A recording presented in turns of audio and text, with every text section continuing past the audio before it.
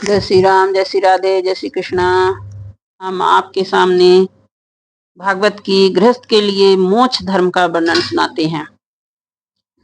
नारद जी कहते हैं, युधिष्ठिर, कुछ ब्राह्मणों की निष्ठा कर्म से, कुछ की तपस्या में, कुछ की वेदों में, स्वाध्याय और प्रवचन में, कुछ की आत्मज्ञान के संपादन में तथा कुछ की योग में होती है। गृहस्थ पुरुषों के चाहिए कि श्राद्ध अथवा देव पूजा के अवसर पर अपने कर्म का अक्षय फल प्राप्त करने के लिए ज्ञाननिष्ठ पुरुष को ही हव्य काव्य का दान दे।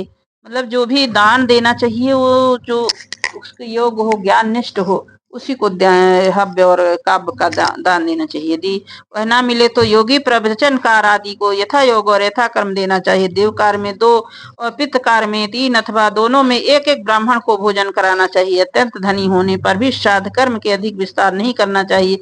माने चाहे कितना भी धनी हो तो श्राद्ध में ज्यादा ताम झाम नहीं करना चाहिए, ज्यादा वो नहीं करना चाहिए। मतलब इनका कहना है भगवान का कि नारद जी का कि अगर देव कार्य है तो उसमें 2 ब्राह्मणों को, या पितृकार है तो 3 ब्राह्मण को, या फिर 1-1 ब्राह्मण को ही भोजन कराएं, चाहे कितना धनी हो। तो अधिक विस्तार नहीं करना चाहिए, क्योंकि सगे संबंधी आदि स्वजनों को देने से और विस्तार करने से देश काल चित श्रद्धा पदार्थ पात्र और पूजन आदि ठीक ठीक नहीं हो पाते हैं। देश और काल के प्राप्त होने पर ऋषि मुनियों ने भोजन करने योग्य शुद्ध विश्वान भगवान की भोग लगाकर सदी से विधि पूर्वक योग पात्र को देना चाहिए। यह समस्त कामनाओं को पूर्ण करने वाला और अक्षय होता है। देवता, ऋषि, पितर, अन्य प्राणी, सुजन और अपने आप को भी अन्न का विभाजन करने के समय परमात्मा स्वरूप ही देखे। मतलब अन्न का विभाजन भी करे तो उसमें भी भगवान का ही रूप देखे, भगवान को ही स्मरण करे और उसको अपने आप को भी भगवान का ही रूप देखे। धर्म का मर्म जानने वाले पुरुष श्राद्धों में मांस का अर्पण न करे, न स्वयं ही खाए, क्योंकि पितरों की, ऋषि मुनियों की योग्य हविष्वान में जैसी प्रसन्नता होती है वैसी पशु हिंसा में नहीं होती है। और जैसे श्राद्ध करे या पितृ को खाना दे तो उसमें मांस का भोजन न दे। जो लोग सधर्म पालन की अभिलाषा रखते हैं उनके लिए इससे बढ़कर और कोई धर्म नहीं है। किसी भी प्राणी को मन, वाणी और शरीर से किसी प्रकार का कष्ट ना दिया जाए, इसी से कोई यज्ञ तत्व को जानने वाले ज्ञानी ज्ञान के द्वारा प्रज्वलित आत्म संयम रूप अग्नि में इन कर्म यज्ञों का हवन कर देते हैं। ब्रह्म कार्य में कलापों से उपरत हो जाते हैं। तब कोई इस द्रव्य यज्ञों से यजन करना चाहता है, तब सभी प्राणी डर जाते हैं। वे सोचने लगते हैं कि अपने प्राणों का पोषण करने वाला निर्दयी मूर्ख मुझे अवश्य मार डालेगा। इसलिए धर्मज्ञ मनुष्यों को यही उचित है कि प्रतिदिन प्रारब्ध के द्वारा प्राप्त मुनि चिन्हित हविष्य से ही नित्य और नवमित कर्म करे तथा उसी से सर्वथा संतुष्ट रहे। हर चीज में ज्यादा कोशिश ना करे, जो प्रारब्ध में ही मिल जाए उसी में संतुष्ट रहना चाहिए। धर्म की 5 शाखाएं हैं: विधर्म, परधर्म, आभास, उपमा और छल। धर्मज्ञ पुरुष अधर्म के समान ही इनका भी त्याग करे। जिस कार्य का धर्म बुद्धि से करने पर अपने धर्म में बाधा पड़े वह विधर्म होता है। किसी अन्य के द्वारा अन्य पुरुष के लिए उपदेश किया हुआ धर्म पर धर्म होता है। पाखंड का दंभ नाम उपधर्म अथवा उपमा है। शस्त्र के वचनों का दूसरे प्रकार का अर्थ है कर देना, छल है। मनुष्य अपने आश्रम के विपरीत स्वेच्छा से जिस धर्म मान लेता है उसे आभास कहते हैं। अपने अपने स्वभाव के अनुकूल जो वर्णाश्रमोचित धर्म है वे भला किसे शांत नहीं देते हैं। धर्मात्मा पुरुष निर्धन होने पर भी धर्म के लिए अथवा शरीर निर्वाह के लिए धन प्राप्त करने की चेष्टा न करे, क्योंकि जैसे बिना किसी प्रकार की चेष्टा किए अजगर की जीविका चलती ही है, वैसे ही निवृत्ति परायण पुरुष की निवृत्ति ही उसकी जीविका का निर्वाह कर देती है। जो सुख अपनी आत्मा की रमण करने वाले निष्क्रिय संतोषी पुरुष को मिलता है वह मनुष्य को भला कैसे मिल सकता है, जो कामना लोभ से धन के लिए हाय हाय करते हुए इधर उधर दौड़ता फिरता है। जैसे पैरों में जूता पहनकर चलने वाले को कंकड़ और कांटों से क्या डर नहीं होता, वैसे ही उसके मन में संतोष है, उसके लिए सर्वथा और सब कहीं सुख ही सुख है, दुख है ही नहीं। युधिष्ठिर ना जाने क्यों मनुष्य केवल जल मात्र से ही संतुष्ट रहकर अपने जीवन का निर्वाह नहीं कर लेता, अपितु रसेंद्री जनेन्द्री फेर से पढ़कर वह बेचारा घर की चौकसी करने वाले कुत्ते के समान हो जाता है। जो ब्राह्मण संतोषी नहीं है, इंद्रियों को लोलुपता के कारण उसके तेज, विद्या, तपस्या, यश क्षीण हो जाता है। वह विवेक भी खो बैठता है। मुंह भूख और प्यास मिट जाने पर खाने पीने की कामना अंत हो जाता है। क्रोध भी अपना काम पूरा करके शांत हो जाता है। परंतु यदि मनुष्य पृथ्वी की समस्त दिशाओं को जीत ले और भोग ले, तब भी लोभ का अंत नहीं होता है। अनेक विषयों के ज्ञाता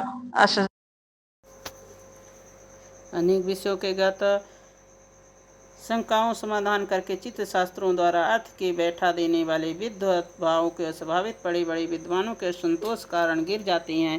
धर्मराज संकल्पों परित्याग कामनाओं त्याग क्रोध से संसारी लोग ये से अर्थ कहते हैं। अनर्थ समझकर लोभ और तत्व के विचार से भय को जीत लेता रहना चाहिए। अध्यात्म में शोक और मोह पर संतोषना दम्भ मौन के द्वारा योग के विघ्नों और शरीर प्रणादि के निश्चेट करके सिंहासन पर विजय प्राप्त करनी चाहिए। अधिक भौतिक दुख के बाद दया के द्वारा, अधिदैविक वेदना के समाधि द्वारा आध्यात्मिक दुख को योग बल, निद्रा के सात्विक भोजन, स्थान, संग, सेवन में जीत लेना चाहिए। सदगुण द्वारा रजोगुण, तमोगुण और पराति सतगुण विजय प्राप्त करनी चाहिए। श्री गुरुदेव के भक्ति के द्वारा साधक इन दोषों पर सुगमता से विजय प्राप्त कर सकता है। हृदय में ज्ञान का दीपक जलाने वाले गुरुदेव साक्षात भगवान हैं। श्री दुर्बुद्धि पुरुष जिन्हें गुरु मनुष्य समझता है, उनका समस्त शास्त्र श्रवण हाथी के समान स्नान के समान व्यर्थ है। बड़े बड़े योगेश्वर उनके चरण कमलों के अनुभव से अनुसंधान करते रहते हैं। प्रकृत पुरुष के अधीश्वर वे स्वयं भगवान के गुरुदेव के रूप में प्रकट हैं। इन्हीं लोग भ्रम से मनुष्य समझते हैं। शास्त्र जितने संबंधी आदेश उनका एकमात्र तात्पर्य यही है कि काम, क्रोध, लोभ, मद, मत्सर 6 शत्रुओं पर विजय प्राप्त कर ले अथवा पांचों इंद्रिय मन 6 बस में हो जाए। इन्होंने पर यदि इस नियमों के द्वारा भगवान के ध्यान, चिंतन आदि की प्राप्ति नहीं होती तो उन्हें केवल श्रम ही श्रम समझना चाहिए। जैसे खेती, व्यापार आदि उनके फल भी योग साधना से भगवत प्राप्ति मुक्ति का नहीं दे सकते हैं। उन्हें वैसे ही दुष्ट पुरुष सौत सम्राट कर्म की कल्याण करनी होती, प्रत्युक्त उल्टा फल देते। जो पुरुष अपने मन पर विजय प्राप्त करने के लिए उद्यत होते, आसक्ति परिग्रह का त्याग करके संन्यास ग्रहण करते, एकांत में अकेला ही रहे, भिक्षा वृत्ति की शरीर निर्वृत्त माह से के लिए शरीर स्वल्प परिमित भोजन करे, दृष्टि पवित्र और सम्मान भूमि पर अपना आसन बिछाए, सीधे स्वभाव भाव से समान और सुख कर आसन में के ऊपर बैठकर ओंकार जप करे। जब तक मन संकल्प विकल्पों से छोड़ना दे, नासिका के अग्रभाव, दृष्टि जमा का पूरक कुंभक रेचक द्वारा प्राण आपान गति को रोके, काम की चोट से बेघायल चित्त इधर उधर चक्कर काटता रहता है। जहाँ जहाँ विद्वान पुरुष को चाहिए कि वह वहाँ वहाँ उसे लौटा लाए। धीरे धीरे हृदय को रोके, साधक निरंतर प्रकार का अभ्यास करता रहे। ईंधन बिना के जैसे अग्नि बुझ जाती है, वैसे ही थोड़े समय में उसका चित्त शांत हो जाता है। काम वासनाएं चोट करना बंद कर देती हैं, समस्त वृत्तियां अत्यंत शांत हो जाती हैं। तब चित्त ब्रह्मानंद में संपर्श मग्न हो जाता है और फिर उसके कभी उत्थान नहीं होता है। सन्यासी पहले तो धर्म, अर्थ और काम के मूल कारण स्वगृहस्थ आश्रम परित्याग कर देता है, फिर उन्हीं का सेवन करके लगता है निर्लज। जो उगले हुए खाने के समान कुत्ता हुई है, जिन्होंने अपने शरीर की अनात्मा, मृत्युग्रस्त और विष्ठाक्रमी राख समझ लिया है, मूढ़ फिर उसे आत्मा मानकर उसकी प्रशंसा करने लगता है। कर्म त्यागी, गृहस्थ, व्रत त्यागी, ब्रह्मचारी, गांव में रहने वाला तपस्वी और इंद्रिय लोलुप सन्यासी चारों आश्रम के कलंक और व्यर्थ ही आश्रमों का ढोक करते हैं। भगवान की माया से विमोहित हो उन मूढ़ों पर तरस खाकर उनकी उपेक्षा कर देना चाहिए। आत्मज्ञान के द्वारा सारी वासनाएं निर्मूल हो गई हैं और इसमें आत्मा का परम ब्रह्म जान लेना चाहिए। जिस विषय की इच्छा, किस भोक्ता की तृप्ति के लिए इंद्रियोलोलुप होकर अपने शरीर का पोषण करेगा। उपासना से ने कहा है कि शरीर रथ है, इंद्रिय घोड़ी है, इंद्रियों के स्वामी मन लगाम है, शब्दात विषय मार्ग है, बुद्धि सारथी है, चित्त की भगवान के द्वारा निर्मित बांधने की विशाल रस्सी है, 10 प्राण धुरी, धर्म और अधर्म पहिए हैं और इनका अभिमानी जीव रथी कहा गया है। ओंकार इस रथी का धनुष है, शुद्ध जीवात्मा बाण और परमात्मा लक्ष्य हैं।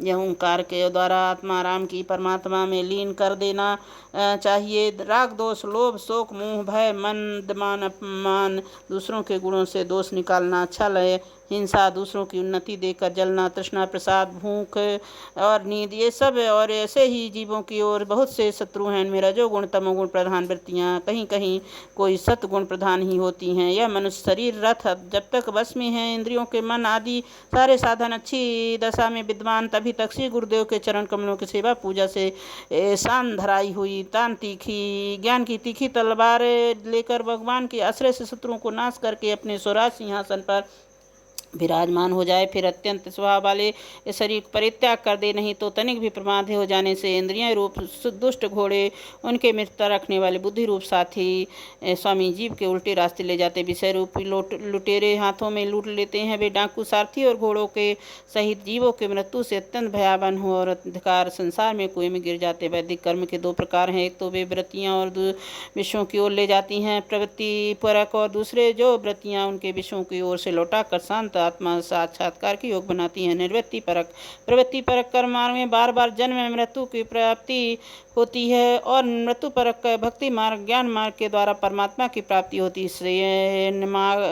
हिंसा कर्म, अग्निहोत्र, 10 पूर्णमास, चतुर्मास, पशु यज्ञ, सोमयाग, वैश्यदेव, बलिहरण आदि द्रव्यमय कर्म इष्ट कहलाते हैं। देवालय, बगीचा, कुआं बनवाना, प्याऊ आदि लगवाना पूर्त कर्म है। ये सभी प्रवृत्ति परक कर्म हैं और सकाम भाव से युक्त होने पर शांति के कारण बनते हैं। प्रवृत्ति परक पुरुष मरने पर चरुपुरोडस यज्ञ संबंधी द्रव्यों के सूक्ष्म आग से बना हुआ शरीर धारण करके भूमि देवानी देवताओं के पास जाता है। क्रमशः रात्रि कृष्ण पक्ष दक्षिणायन के अभिमानी देवताओं के पास जाकर चंद्रलोक में पहुंचता है। वहां से योग भोग समाप्त होने पर अमावस्या के चंद्रमा के समान क्षीण होकर वृष्टि द्वारा क्रमशः औषधि, लता, अन्न और वीर के रूप में परिणित होकर पितृयान मार्ग से पुनः संसार में ही जन्म लेता है। दृष्टि गर्भाधान से लेकर अंत्योष्टि पूर्ण संस्कार जिनके होते हैं और जिनको द्विज कहते हैं, उनमें से कुछ तो पूर्वोक्त प्रवृत्ति मार्ग का अनुष्ठान करते हैं और कुछ आगे कहे जाने पर निवृत्ति मार्ग का।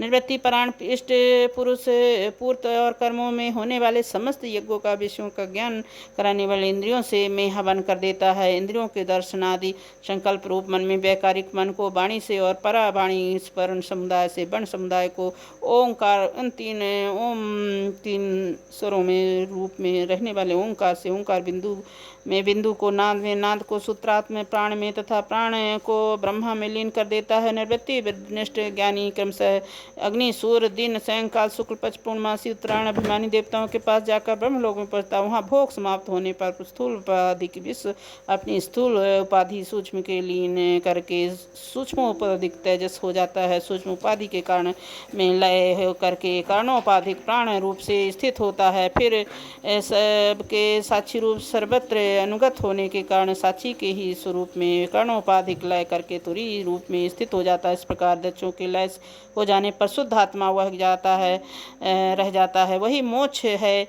इसे देवयान मार्ग कहते हैं। मार्ग जाने वाले आत्मोपासक संसार ओर से निवृत्ति होकर क्रमशः एक से दूसरे देवता के पास होता हुआ ब्रह्मलोक में जाकर अपने स्वरूप में स्थित हो जाता है। प्रवृत्ति मार्ग के समान फिर जन्म मृत्यु चक्कर में नहीं पड़ता है। पितृयान देवयान दोनों ही वेदोक्त मार्ग हैं। शास्त्रीय दृष्टि इन्हें तत्तः जान लेता है। शरीर स्थित रहता हुआ भी मोहित नहीं होता। होने वाले शरीर को पहले ही कारण रूप उनका अंत हो जाने पर उनकी अवधि रूप स्वयं विद्यमान रहता है। जो भोग रूप बाहर, भोक्ता रूप से भीतर, ऊंच नीच जानने के विषय, वाणी का विषय, अंधकार प्रकाश आदि वस्तुओं के रूप से कुछ भी उपलब्ध होता है वह स्वयं तत्वेत्या ही है। इसका मोह उसका स्पर्श नहीं कर सकता। दर्पण आदि में दिख पड़ने वाला प्रतिबिंब विचार और युक्ति से बाधित है, इनमें अस्तित्व नहीं है, फिर भी वस्तु के रूप में दिखता है। वैसे इंद्रियों के द्वारा दिखने वाली वस्तुओं को भेदभाव विचार युक्त आत्म भाव से असंभव होने के कारण वस्तु न होने पर भी सत्सा प्रतीत होता है। पृथ्वी पंचभूतों से शरीर का निर्माण नहीं होता है। वास्तविक दृष्टि से देखा जाए तो पंचभूतों का संघात और ना विकार परिणाम ही है, क्योंकि अपने व्यापियों न तो पृथक और न उसमें अनुगत है, अतएव मिथ्या है। इसी प्रकार कारण रूप पंचभूत भी अभी होने के कारण और अवयव सूक्ष्मभूत से भिन्न नहीं है, अवश्य अवयव रूप ही है। बहुत खोजबीन करने पर अवयव के अतिरिक्त अवयवी अस्तित्व नहीं मिलता है, असत्य ही सिद्ध होता है। अपने आप ही वह सिद्ध हो जाता है कि अवयव भी असत्य है। जब तक अज्ञान के कारण एक ही परमात्मा तत्व परम तत्व अनेक प्रकार के भेदभाव मालूम पड़ते हैं। जब तक वह भ्रम भी हो रह जाता है जो वस्तुएं पहले थी अब स्वप्न में। इस प्रकार जागृत स्वप्न आदि अवस्थाओं के अलग अलग अनुभव होते हैं ही हैं। इनमें से विधि निषेध शास्त्र रहते हैं। जैसे ही जब तक भिन्नताओं के अस्तित्व मोह बना रहता है तब तक वहाँ विधि निषेध शास्त्र ही हैं ही, जो विचारशाल सहानुभूत आत्मा के त्रिविध अद्वैत का साक्षात करते हैं। जागृत स्वप्न सुषुप्त इष्टा दर्शन और दृश्य के भेदभाव स्वप्न को मिटा देते हैं। दैत्य तीन प्रकार के हैं, भावादैत, क्रियादैत और द्रव्यादैत। जैसे प्रकार सूत होता है वैसे ही कार्य के कारण मात्र ही, क्योंकि भेद ही वास्तव में है ही नहीं। इस प्रकार सबकी एकता का विचार भावता दैत है। युधिष्ठिर मन वाणी और शरीर से होने वाले परम ब्रह्म परमात्मा ही हैं, उसी से अध्यस्त इस भाव से समस्त कर्मों को समर्पित कर देता है। क्रियादैत है, स्त्री पुरुष सगे संबंधी संसार अन्य समस्त प्राणियों को अपने स्वार्थ और भोग एक ही हैं, इनमें से एक पराये का भेद नहीं है। इस प्रकार विचार द्रव्यादैत है। अधिष्ठित जिस प्रकार जिस द्रव्यों को जिस समय जिस उपाय से जिसमें ग्रहण करना शास्त्र गया है के विरुद्ध न हो, उसी से अपने सब कार्य संपन्न करना चाहिए। आपत्ति काल को छोड़कर अन्यथा नहीं करना चाहिए। महाराज, भगवत भक्त मनुष्य वेद से कहे हुए कर्मों को तथा अन्य कर्मों को अनुष्ठान कर्म कर रहते हुए श्री कृष्ण गति को प्राप्त कर लेता। दुष्ट जैसे तुम अपने स्वामी भगवान श्री कृष्ण कृपा सहायता बड़ी बड़ी कठिन विपत्तियों से पार हो गए हो। उन्हें चरण कमलों की सेवा से समस्त भूमंडल को जीत कर तुमने बड़े बड़े राजसूय यज्ञ किए हो। पूर्व जन्म में पहले महाकल्प में एक गंधर्व था, मेरा नाम था उपहरण। गंधर्व में मेरा बड़ा सम्मान था। ये नारद जी अपने आप को कह रहे हैं कि मैं पूर्व जन्म में एक उपवर्ण और गंधर्व में माने एक गंधर्व था, उसमें मेरा बड़ा सम्मान था और मैं सुंदरता सुकुमारता और मधुरता पूर्व था। उनका नाम था उपहरण। मेरे शरीर में सुगंधित निकला करती थी और देखने में बहुत अच्छा लगता था। नारद जी बोल रहे हैं कि मैं बहुत सुंदर था, इसलिए स्त्रियां मुझसे बहुत प्रेम करती थी और मैं सदा प्रमाद में रहता था। मैं अत्यंत विलासी था। एक बार देवताओं के यहाँ ज्ञान सत्र, उसमें बड़े बड़े प्रजापति आए थे। भगवान की लीला गान करके उन लोगों ने गंधर्व और अप्सराओं को बुलाया। मैं जानता था कि वह संतों का समाज है और वहाँ भगवान की लीला का ज्ञान हो रहा है, फिर भी मैं चित्रों के सहित लौकिक गीतों को गान करता हुआ उन्मत्त की तरह वहाँ जा पहुँचा। देवताओं ने देखा तो हम लोगों का अनादर कर रहा है। उन्होंने अपनी शक्ति से मुझे शाप दे दिया, तुमने हम लोगों का अवहेलना की है, इसलिए तुम्हारी सारी सुंदर संपत्ति नष्ट हो जाए। ये नारद जी को श्राप मिला था देवताओं के द्वारा। वो उन्हें श्राप देते हैं, बोलते हैं कि शक्ति जो भी तुम्हारा ये अनादर कर रहे हो,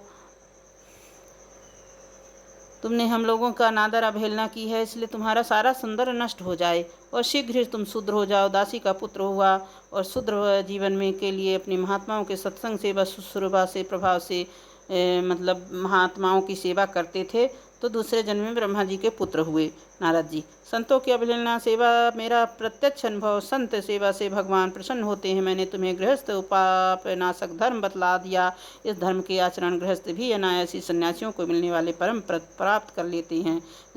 श्लोकों में तुम लोगों के भाग्य अत्यंत प्रसन्न है, क्योंकि तुम्हारे घर में साक्षात पर ब्रह्म मनुष्य का रूप धारण करके गुप्त रूप से निवास करते हैं। इसी से सारे संसार की पवित्रता ऋषि मुनि बार बार दर्शन देते हैं। चारों ओर से तुम्हारे पास आया हुआ बड़े बड़े महापुरुष निरंतर उनको ढूंढते रहते हैं।